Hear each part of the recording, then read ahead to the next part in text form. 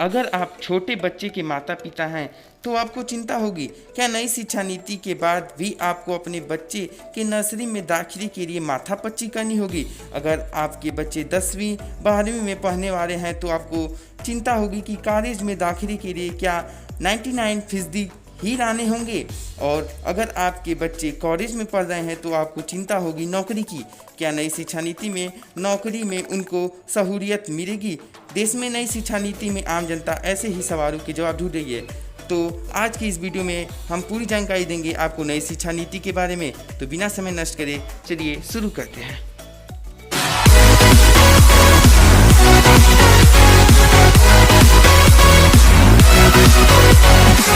नई शिक्षा नीति क्या है? सबसे पहले बात नई शिक्षा नीति की करते हैं। दरअसल ये एक पॉलिसी डॉक्यूमेंट है जिसमें सरकार का शिक्षा को लेकर आने वाले दिनों में विजन क्या है इसकी चर्चा है। ये शिक्षा के क्षेत्र में देश की दशा और दिशा तय करती है। जानकारों की राय पर हर 10 से 15 साल में ऐसी नीति बनाई जानी चाहिए, लेकिन इस बार बनते बनते 34 साल लग गए। नई शिक्षा नीति का वादा बीजेपी ने अपने घोषणा पत्र में भी किया था। अब तक 3 शिक्षा नीति देश को मिल चुकी है। इस नीति में कहीं गई बातों ना तो कानूनी बाध्यता है और ना ही तुरंत लागू होने वाली है। इस बार नई शिक्षा नीति को लागू करने के लिए केंद्र ने साल 2030 तक का लक्ष्य रखा गया है। चूँकि शिक्षा नीति संविधान में समृद्ध सूची का विषय है जिसमें राज्य और केंद्र सरकार दोनों का अधिकार होता है, इससे राज्य सरकार ने इसे पूरी तरह माने या ये जरूरी नहीं है। जहां कहीं टकराव वाली स्थिति होगी, दोनों पक्षों को आम सहमति से इसे सुलझाने का सुझाव दिया जाएगा। 5+3+3+4 क्या है? अब शुरुआत स्कूली शिक्षा के किए गए बदलाव से करते हैं। नई शिक्षा नीति में पहले जो 10+2 की परंपरा थी अब वो ख़त्म हो जाएगी। अब उसकी जगह सरकार 5+3+3+4 की बात कर रही है।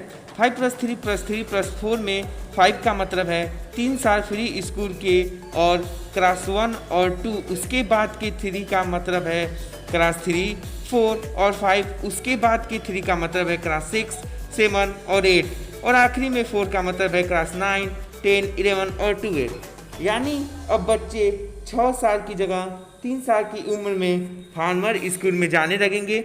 अब तक बच्चे 6 साल में पहली क्लास में जाते थे, तो नई शिक्षा नीति लागू होने पर भी 6 साल में बच्चा पहली क्लास में ही होगा, लेकिन पहले के 3 साल भी फार्मर एजुकेशन वाले ही होंगे। प्रे स्कूल के शुरुआती साल भी अब स्कूली शिक्षा में जुड़ेंगे। इसका मतलब ये कि अब राइट टू एजुकेशन का विस्तार होगा। पहले 6 साल से 14 साल के बच्चों के लिए RTE लागू किया गया था। अब 3 साल से 18 साल के बच्चों के लिए इसे लागू किया गया है। ये फार्मूला सरकारी और प्राइवेट सभी स्कूलों पर लागू होगा। अब बात करते हैं 3 लैंग्वेज फार्मूला की। इसके अलावा स्कूली शिक्षा में एक और महत्वपूर्ण बात है, भाषा के स्तर पर नई शिक्षा नीति में 3 लैंग्वेज फार्मूले की बात की गई है, जिसमें कक्षा 5 तक मातृभाषा लोकल भाषा में पढ़ाई की बात की गई है। साथ ही ये भी कहा गया है कि जहां संभव हो वहां कक्षा 8 तक इसी प्रक्रिया को अपनाया जाए।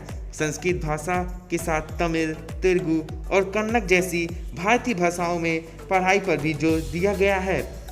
सेकेंडरी सेक्शन में स्कूल चाहे तो विदेशी भाषा का भी विकल्प के तौर पर दे सकेंगे। इसी को कुछ जानकार RSS का एजेंडा बता रहे हैं। लोग ये भी पूछ रहे हैं कि दक्षिण भारत का बच्चा दिल्ली में आएगा तो वो हिंदी में कैसे पढ़ाई करेगा? तमिलनाडु सरकार ने इसका विरोध किया, लेकिन 3 लैंग्वेज फार्मूले में ये कहीं नहीं लिखा है कि ऐसा करना राज्य सरकारों के लिए बाध्य होगा। ऐसा भी नहीं कि बच्चे अंग्रेजी नहीं पढ़ पाएंगे।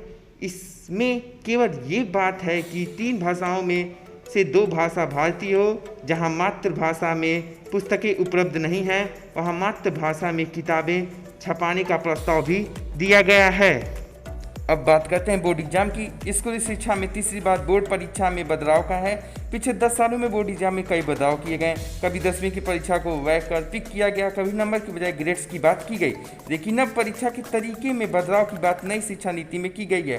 बोर्ड एग्जाम होंगे और अब 2 बार होंगे, लेकिन इनको पास करने के लिए कोचिंग की जरूरत नहीं होगी। परीक्षा का स्वरूप बदलकर अब छात्राओं के क्षमता का आकलन किया जाएगा, ना कि उनके यदासत का केंद्र की दलील है कि नंबरों का दबाव इसमें खत्म होगा। 2022-2023 वाले सत्र से इस बदलाव को लागू करने की मंशा है। इन बोर्ड परीक्षाओं के अतिरिक्त राज्य सरकारें कक्षा 3, 5 और 8 में भी परीक्षाएं लेंगी।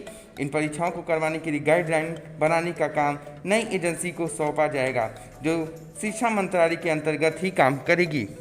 IIT और नीट की परीक्षा। नई शिक्षा नीति में अंडर ग्रेजुएट कोर्स में दाखिले के लिए नेशनल टेस्टिंग एजेंसी से परीक्षा कराने की बात कही गई है। साथ ही रीजनल स्तर पर, राज्य स्तर पर, राष्ट्रीय स्तर पर ओलंपियाड परीक्षाएं कराने के बारे में भी कहा गया है।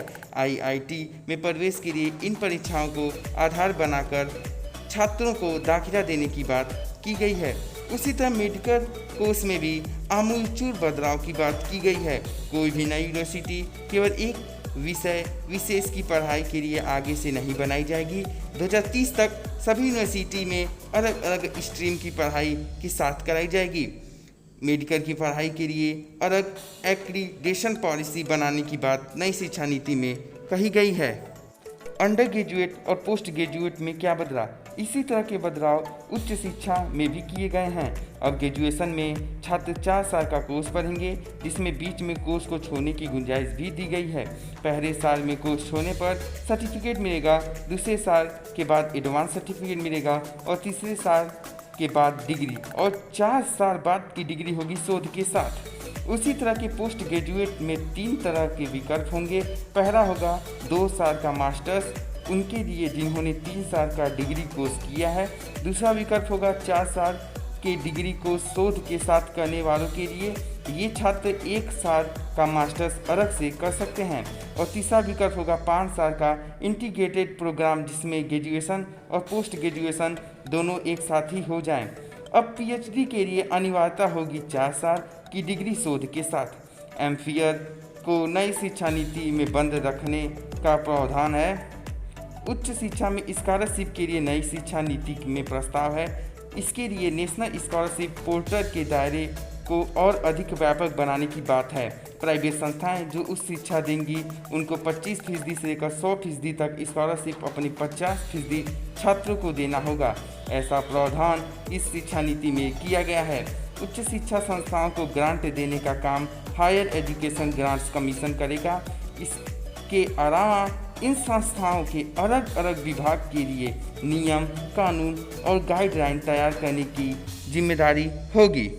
राष्ट्रीय स्वयंसेवक संघ का एजेंडा। राष्ट्रीय स्वयंसेवक संघ की मांग लंबे समय से रही है कि देश की शिक्षा प्रणाली का भारतीयकरण होना चाहिए। RSS के सर संचालक मोहन भागवत अनेक बार कह चुके हैं कि प्राचीन ज्ञान परंपरा को किनारे रखकर भारत एक राष्ट्र के रूप में सफल नहीं हो सकता है। RSS की मांग मानव संस्थान मंत्रालय का नाम बदलने की थी, जिसे अब एक बार फिर पहले की तरह शिक्षा मंत्रालय कर दिया गया है। वैदिक गणित, दर्शन और प्राचीन भारतीय परंपरा से जुड़े विषयों को अहमियत देने के बारे में इस नई शिक्षा नीति में कहा गया है। इनको तार्किक और वैज्ञानिक आधार जांचने के बाद जहां प्रासंगिक होगा वहां पाठ्यक्रम में शामिल किया जाएगा। राष्ट्रीय स्वयंसेवक संघ से जुड़े कई संगठनों ने विदेशी विश्वविद्यालयों के भारत में कैंपस खोलने की अनुमति देने का विरोध किया था, लेकिन इस मामले में उनकी बात नहीं मानी गई है। शुरुआत में RSS का जोर राष्ट्रीय एकता की भावना को बढ़ावा देने के लिए पूरे देश में प्राथमिक स्तर पर हिंदी पढ़ाने पर था, लेकिन दक्षिण भारत राज्यों खासतौर पर तमिलनाडु के विरोध के बाद यह स्वीकार कर दिया गया है कि हिंदी की जगह जहाँ जो मातृभाषा है उसी में पढ़ाई होनी चाहिए। तो ये थी पूरी शिक्षा नीति के बारे में जानकारी। तो वीडियो आपको कैसा लगा कमेंट में ज़रूर बताएं।